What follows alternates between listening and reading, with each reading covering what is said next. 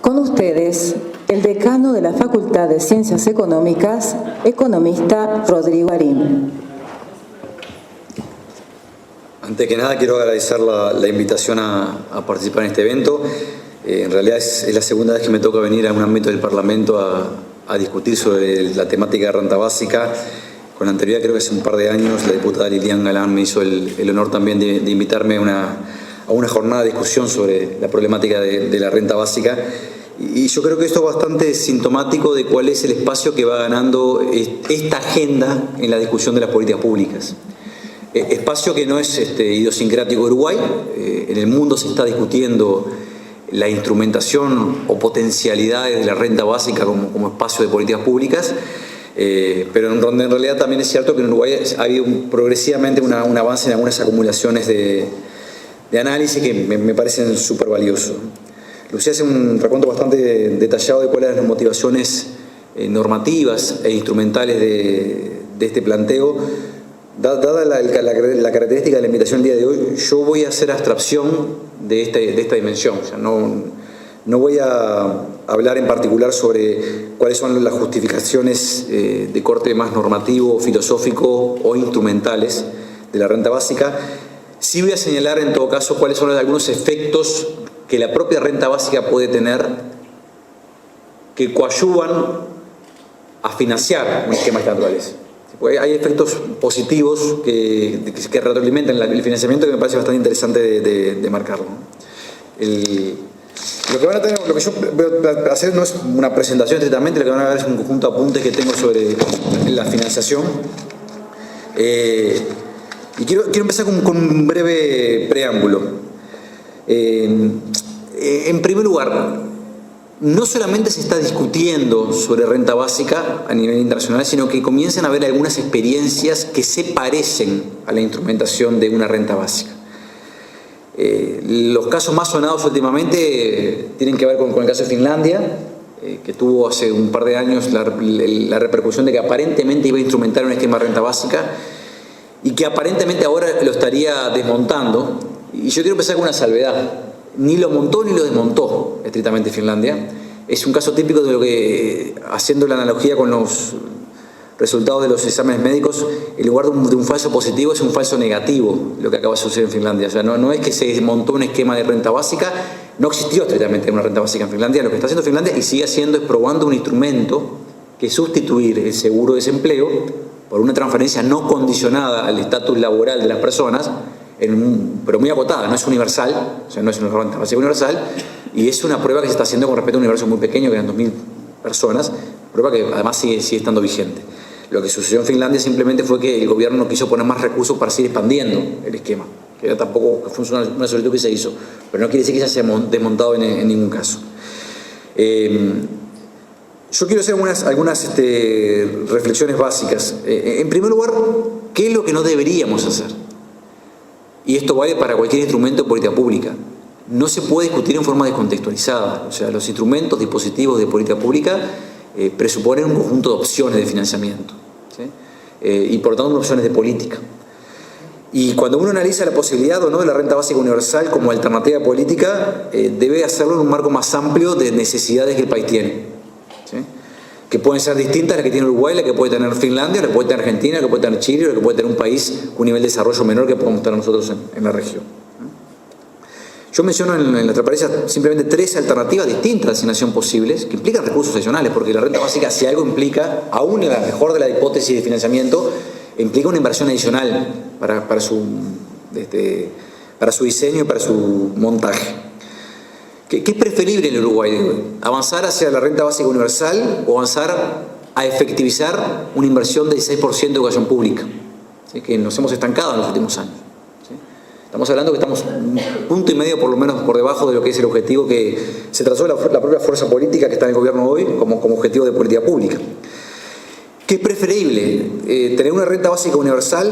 O sea, comenzar a construir una renta universal. O construir un sistema de protección social centrado en la infancia y la adolescencia, donde tenemos aún vacíos importantes de cobertura y de densidad en esa cobertura. Somos un país que no gasta poco en términos relativos, el gasto del Estado con respecto al PIB está por encima del 30%, pero sin embargo tenemos unas asimetrías muy importantes desde el punto de vista de la cobertura por tramos etarios, y en particular la infancia y la adolescencia siguen siendo espacios de la trayectoria habitual de las personas donde la inversión del Estado es claramente subóptima, ¿sí?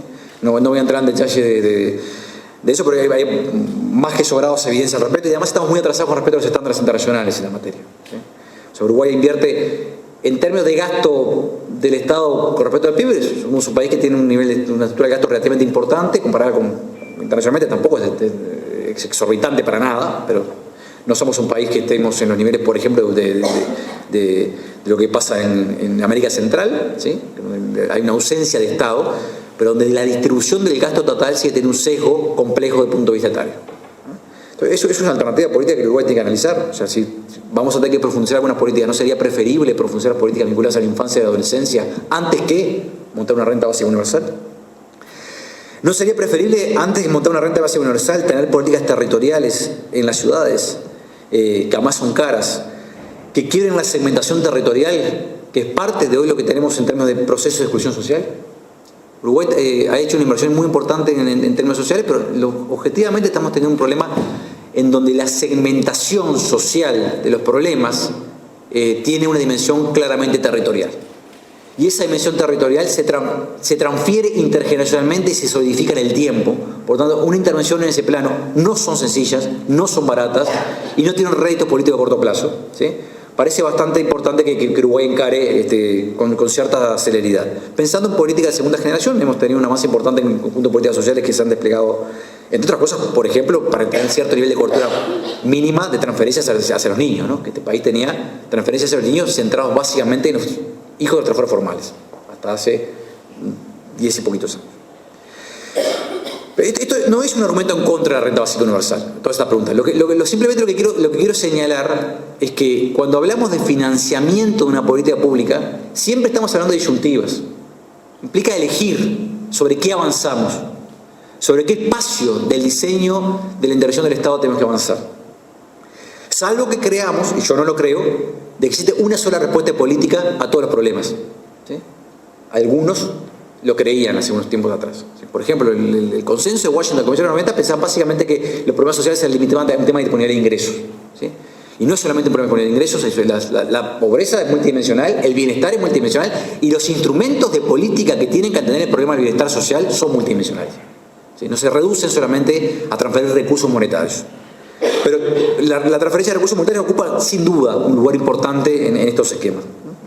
Por tanto, cuando hablamos de financiamiento de la renta básica universal, el primer elemento que quiero señalar es que no se puede calibrar en forma aislada, ¿sí? Ni desde el punto de vista de su diseño, ni desde el punto de vista de su financiamiento. O sea, no es que tenemos que pensar solamente qué pasa con la renta básica universal, no, tenemos que pensar con cómo vamos a afrontar el conjunto de desafíos que tiene el Estado uruguayo para avanzar en términos de políticas públicas y en particular en la arena social. Puede ser, y eso es absolutamente válido, que la renta básica universal emerja para muchos como una prioridad número uno, ¿sí? Aclaro, no es mi posición, yo soy un defensor de que esto es un tema serio que hay que discutirlo seriamente, ¿sí? Porque hay buenos argumentos y se hace un buen resumen para pensar que en el futuro inmediato esto va a ocupar un lugar destacado en las discusiones políticas. Pero también soy un convencido que Uruguay tiene algunas agendas mucho más urgentes hoy, que es que el despliegue de una renta básica universal. Vuelvo a decirlo, entendiendo que eso es un elemento que va a estar en las políticas públicas por razones que también mencionaron recién, en cuestión de una década, 2 décadas, pero va a ingresar naturalmente en las discusiones de políticas públicas. Por lo tanto, eso es un instrumento que requiere atención, pero no es una solución individual y singular a todos los problemas que tiene Uruguay desde el punto de vista de perspectiva, ¿no? Yo creo, dicho esto, que casi que trivial, que hay algunos nudos gordianos en la instrumentación de una renta básica universal. E incluso hay algunos nudos gordianos que si lográramos superarlos desde el punto de vista político, podrían hacer que una renta básica universal ocupe, en tiempos mucho más acotados, ¿sí?, un espacio medular en lo que es el rediseño de las políticas de protección social, ¿sí? Pero estos nudos gordianos son de muy difícil anclaje, ¿sí?, porque tienen que ver con nuestra historia y tienen que ver también con la forma en que los colectivos políticos se paran ante el actual sistema de protección social. Y esto tiene que ver con financiamiento, estrictamente hablando. ¿A qué me refiero?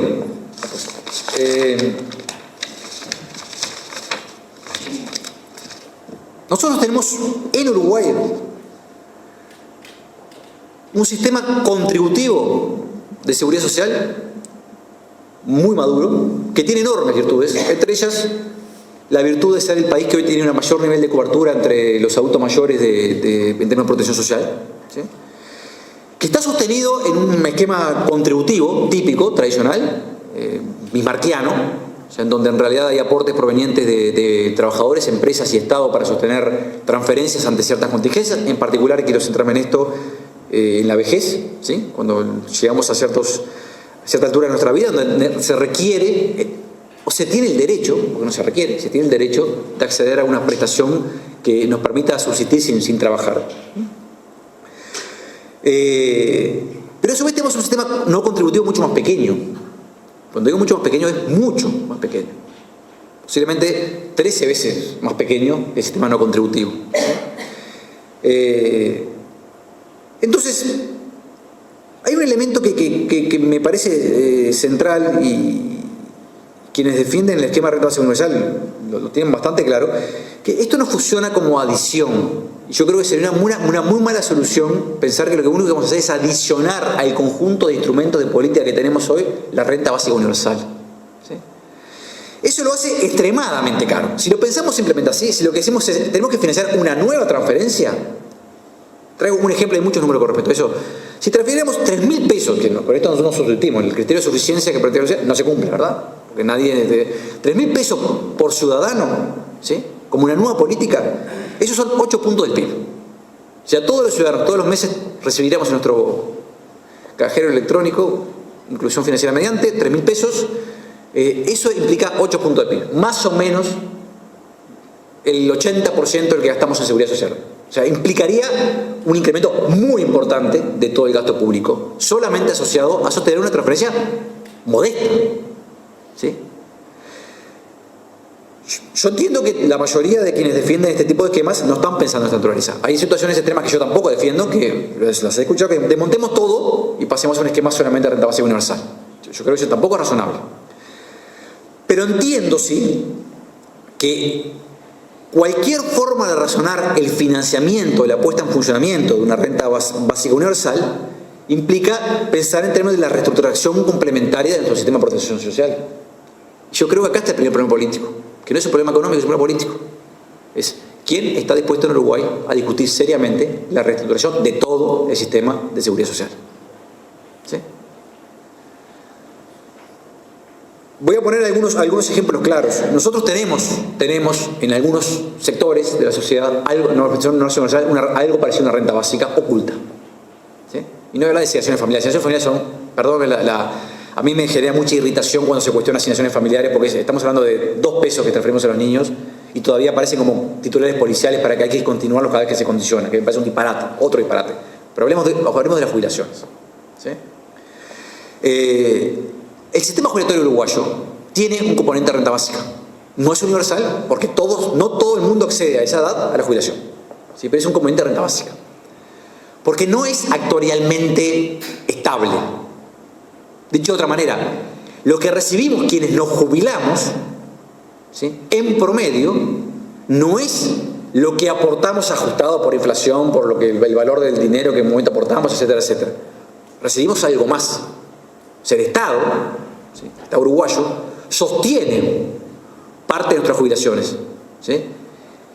O sea, un componente de nuestra jubilación tiene que ver con algo que quienes vamos a tener el derecho, que no somos todos a jubilarnos, ¿sí?, el Estado nos va a transferir sin ninguna contraprestación. O sea, en realidad es incondicional. Es un piso jubilatorio, pero que está oculto, porque figura como si fuera estrictamente jubilación. Y yo creo que parte de lo que tenemos que hacer es, y nos cuesta políticamente, nos cuesta institucionalmente, nos cuesta técnicamente, explicitar cuál es el componente de todas las transferencias que realiza el Estado monetarias que tienen un componente no contributivo. O sea, que van en el encuentro de constituir una base para una renta básica más o menos universal. ¿Sí? Esto no estoy hablando, no es ciencia ficción. Los esquemas jubilatorios por ejemplo, en los países escandinavos, en particular en Suecia, que no hicieron una reforma muy profunda, pero que no fue la dirección nuestra de querer construir un sistema privado por un lado y un público por el otro, sino que lo que hicieron fue integrar en un sistema público simultáneamente un mecanismo de seguro general, que es una renta básica para todos los ciudadanos, no importa si trabajaron o si no trabajaron. No importa si en realidad el trabajo que desarrollé a lo largo de mi vida tiene que ver con proveer cuidados a otros en el hogar, o si el trabajo que desarrollé a lo largo de mi vida tiene que ver con un trabajo mercantilizado por el cual recibo un salario. No discrimina en función de la trayectoria laboral explícita o implícita de las personas, cosa que sucede con los sistemas jubilatorios actuales. ¿Sí? Entonces hay una base universal, ¿sí? Cuando digo es casi universal, el sector más rico no lo recibe, pero permítame esquematizarlo de esa manera, que es una renta básica universal esa, ¿verdad? ¿Sí?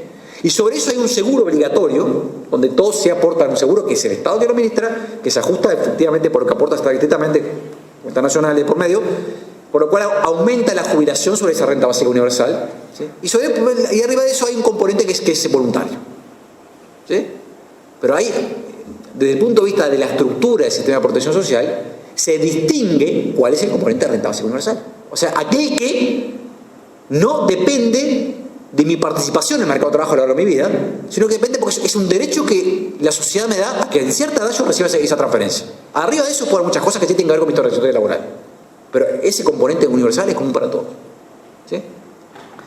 El sistema de seguridad social en Suecia todos los años se emite un librito que habla de la sostenibilidad financiera del sistema, pero donde claramente aparece este como un renglón financiado por rentas generales, ¿sí?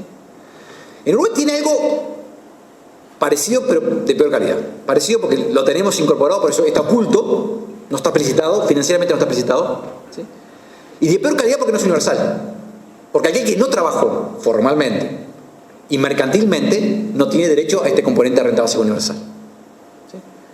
Esto tiene un sesgo claramente de género, ¿no? O sea, el acceso a esto, porque en realidad no hay nada que... ¿Por qué el hecho de haber trabajado me tiene que generar el derecho a percibir una prestación que no proviene de mis aportes? Y otras personas que en realidad aportaron mucho a la sociedad a través del proceso de proveer cuidados o haciendo cosas no mercantiles, no tienen el derecho a acceder a ese componente. Entonces yo creo que si queremos discutir en serio la posibilidad de incorporar una renta básica universal, un elemento que tenemos que hacer es discutir en serio cuál es nuestra arquitectura actual de los sistemas de seguridad social, ¿sí? Si no, lo hace política y financieramente inviable pensarlo en una perspectiva de mediano plazo. Si seguimos teniendo estos componentes que no distinguimos entre cuál es el componente contributivo y no contributivo de nuestras prestaciones. Digo esto porque si empezamos a restar estas cuestiones, ya no son 8 puntos del PIB, ¿sí? Estamos en un mundo bastante distinto, donde posiblemente el nivel de exigencia en cuanto a la inversión adicional que tenemos para tener una renta básica universal comienza a tener otro tipo de dimensiones. Yo creo que eso es central y que además implica la inclusión de colectivos que hoy no están accediendo a esa prestación. Por lo tanto, es estrictamente justo. Colectivos en ese tramo etario. Hay otro elemento de diseño que es tan importante como este, que es pensar que probablemente la renta no tiene por qué empezar para todos los ciudadanos, sino que tenemos que empezar por aquellos sectores o colectivos ciudadanos que definidos ampliamente hoy tienen más dificultades para acceder a un nivel decoroso de vida asociado a recursos monetarios. Y una alternativa es que Uruguay no ha seguido en los últimos tiempos, y a mí eso me preocupa porque creo que hay un problema de condicionamiento político importante, es que comencemos por los niños. Cuando hay que empezar una política de esta naturaleza, comencemos. ¿Por qué no comenzar a decir, bueno, a partir de cierto año, todos los niños nacidos en cierto año tienen asociada una renta universal? No importa su nivel de ingreso, sus condiciones, dónde viven, con quién viven, etcétera. ¿Sí? Eso, con una estrategia de despliegue razonable, al cabo de un tiempo también razonable, todos los jóvenes de este país van a estar cubiertos y después uno puede seguir en la medida que puede ser más ambicioso. ¿Sí? Esto lo digo porque también hay opciones que se van tomando a veces que condicionan estas cuestiones. Yo soy de los que transmito escepticismo de la forma que se resolvió el problema de los 50 años en Uruguay. No porque no era un derecho querido, que lo era el problema, sino porque en realidad se tomaba una decisión que condiciona en el mediano plazo recursos que yo hubiese preferido invertirlo en una renta básica universal de este tipo. ¿Sí? Son dineros relativamente importantes, no en 10 años. Entonces son de las cosas que creo que si uno quiere construir una renta básica universal tiene que aceptar que hay disyuntivas, y parte de la disyuntiva es hay que invertir en esto, y invertir en esto quiere decir no invertir en otras cosas, porque es cara, implica, a mí no me asustan los estados grandes siempre y cuando sean eficientes en probar lo que queremos, que es bienestar. No es un discurso, pero obviamente no, la posibilidad de ampliar más llama protección social en todos lados implica tomar decisiones.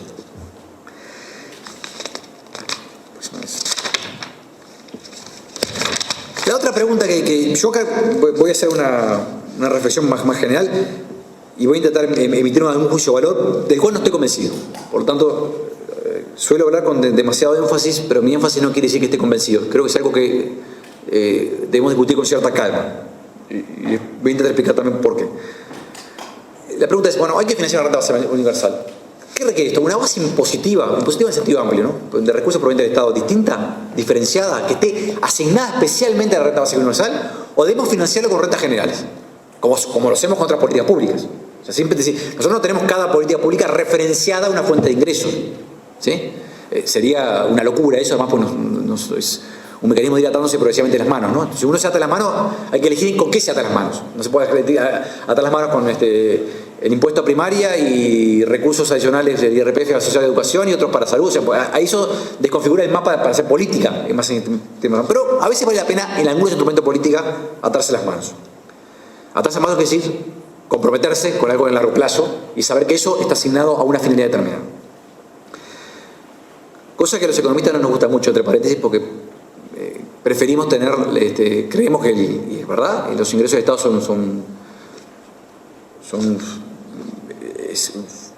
es asignable a distintas finalidades y no hay ninguna necesidad de generar rigideces de esa naturaleza. Yo me he convencido que a veces vale la pena asumir alguna rigidez, porque después los procesos políticos llevan a que los dineros vayan para otro lado, donde uno quiere ir originalmente. Pero es una percepción ya de un poquito más viejo que estoy.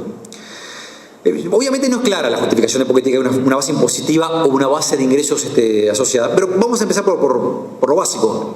En las pocas experiencias internacionales donde aparece algo más o menos estable en el tiempo, que se parece a una renta básica, voy a decir, no lo califico como universal porque no lo es, totalmente, están asociados a los recursos naturales. ¿Sí? O sea, es Alaska, el caso más claro, que obviamente no es trasladable, ¿no? Lo que está haciendo Alaska no es solamente una renta básica universal, está intentando conquistar a la gente para que se vaya a vivir Alaska, ¿no? Entonces a veces hay un objetivo por momento que es un poquito distinto y es una zona prácticamente poco poblada del mundo. Hay algunos países árabes que lo hacen, pero bajo esquemas no solamente de interés, sino profundamente estigmatizantes, porque solamente quien los recibe son los ciudadanos árabes. Entonces, hay algunos emiratos que en realidad reparten entre los ciudadanos árabes un ingreso básico proveniente del petróleo, pero todo el resto de la humanidad, que son la mayoría que vive en esos estados, no recibe absolutamente nada. Entonces, es como es la versión, no quiero ser conservadora, de una renta básica universal donde hay un segmento de la sociedad que es excluida por raza, procedencia, y otro segmento que es incorporado en función de un derecho al recurso petrolero, ¿no?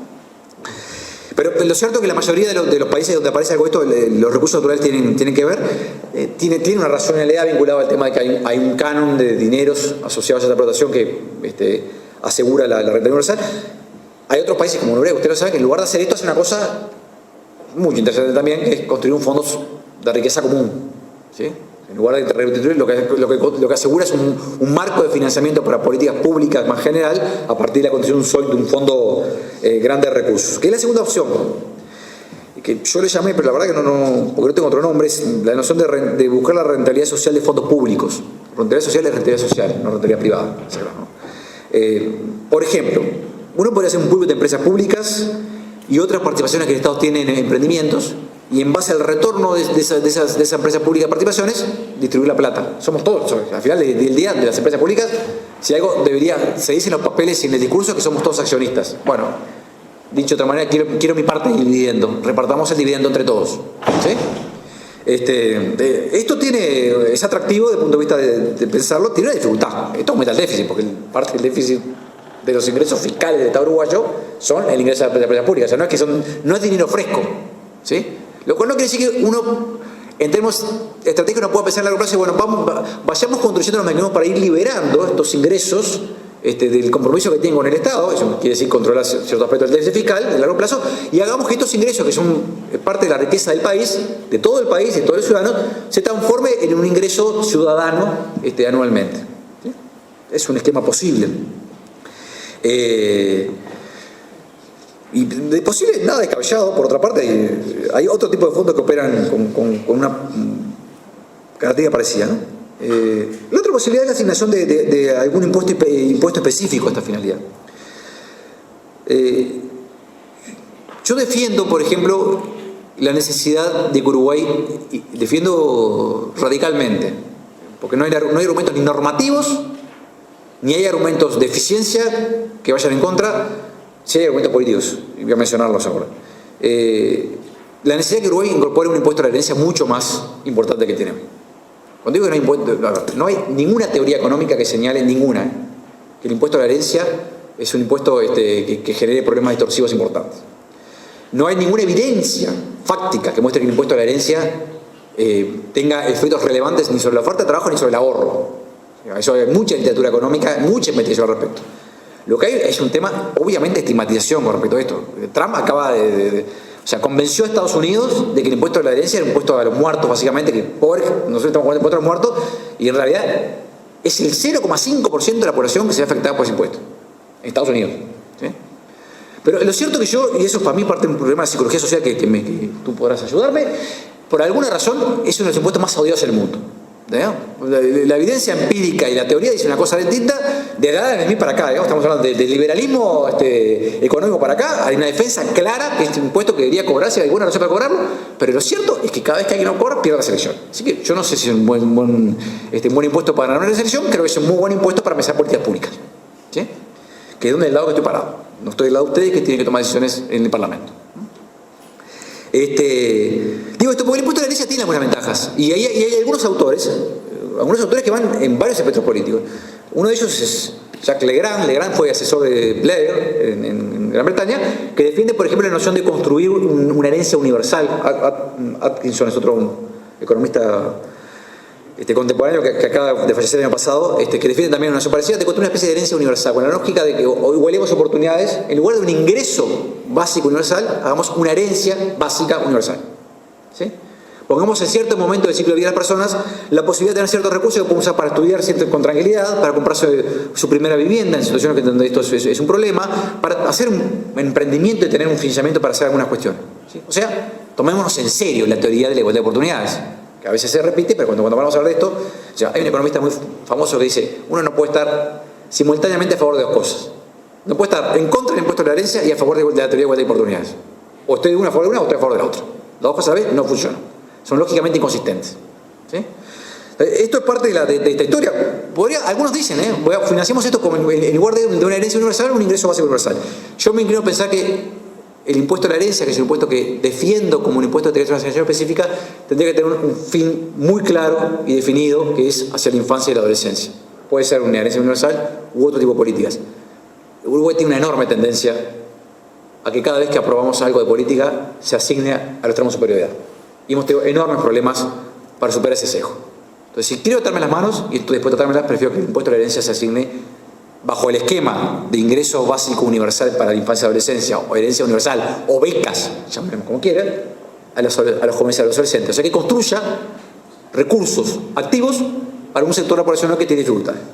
Pero podría ser, para aquellos que son más partidarios de que esto avance rápidamente, una fuente para financiar un ingreso básico universal. Algunos economistas que están bastante lejos de la forma que pienso yo algunos temas, me lo han dicho. Para ellos sería un buen mecanismo para avanzar esta dirección. Yo no descartaría que si estas cuestiones, esto tiene que ver con caminos más cortos, ¿sí? Pero me parece que en realidad esto tiene un peso tan en la agenda que en algún momento lo que va a pasar es que este debate va a entrar y va a ser financiado con rentas generales. Lo que no va a ser posible financiar esto con rentas generales sin repensar los sistemas de protección social uruguayo. Y yo entiendo de vuelta, esto dicho del lado que estoy yo es complejo, del lado de los diseños políticos es más difícil, pero hay que poner en caja del gato. Si queremos renta básica universal, tenemos que rediscutir toda la arquitectura del sistema de protección social uruguayo en un sentido de más cobertura, de más justicia, ¿sí? Y de mejor prestaciones. Pero eso quiere decir que hay perdedores. En ningún cambio social, no conozco, son todos ganadores. ¿Sí? Por último, no se aburro más, como conclusión, nada más. Yo vuelvo a lo mismo, o sea, esto compite con otras decisiones, no es un tema en sí mismo, compite con otras decisiones y en todo caso hay que plantearlo en esos términos. Es una prioridad, es absolutamente válido como discusión política, lo está discutiendo el mundo en general y gobiernos que van desde la centro derecha a la izquierda, ¿sí? Están discutiéndolo con bastante condiciones distintas, pero con una alternativa viable por buenas razones. Hay que ser cuidadoso porque impone fuerte atención a los cambios futuros. Para ser claro, una vez que uno construye una política que genera derechos, ¿sí? Muy sanamente la sociedad se organiza para defender esos derechos. Por eso es muy difícil también discutir algunos temas vinculados a la seguridad social. ¿Sí? Entonces, si nosotros desplegamos una política de renta básica universal y después por alguna razón llegamos a la conclusión que no nos gusta demasiado, no vamos a volver para atrás fácilmente. Entonces, esto genera, son decisiones, yo entiendo que son decisiones de una sola vez. Una vez que uno toma esta decisión, la marcha atrás es muy compleja. Entonces hay que ser muy cuidadoso en la forma que se discute, se instrumenta y se financia en cuestión. Es costoso, no soy muy hombre por eso, pero no es una política barata. Y está construido en un Estado que ya tiene una densidad importante de políticas sociales sobre la mesa.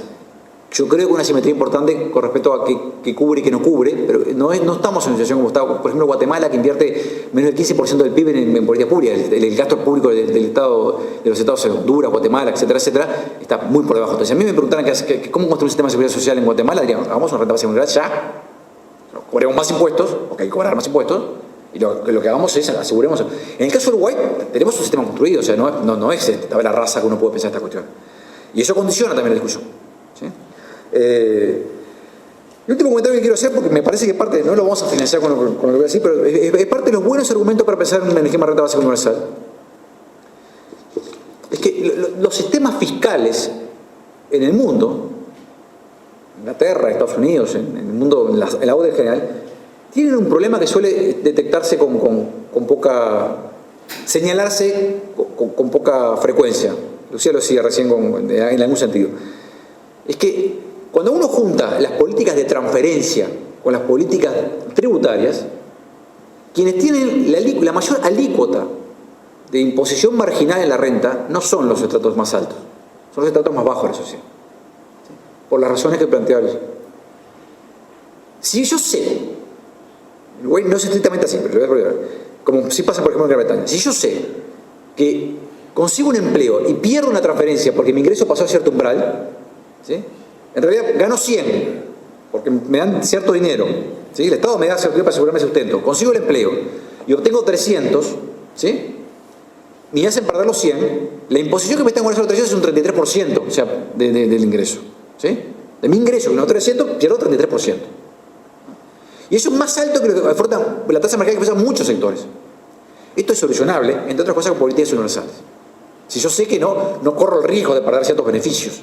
Cuando más universal, sea la base, abarque clases medias, medias altas, etcétera, etcétera, esto es bastante más asible.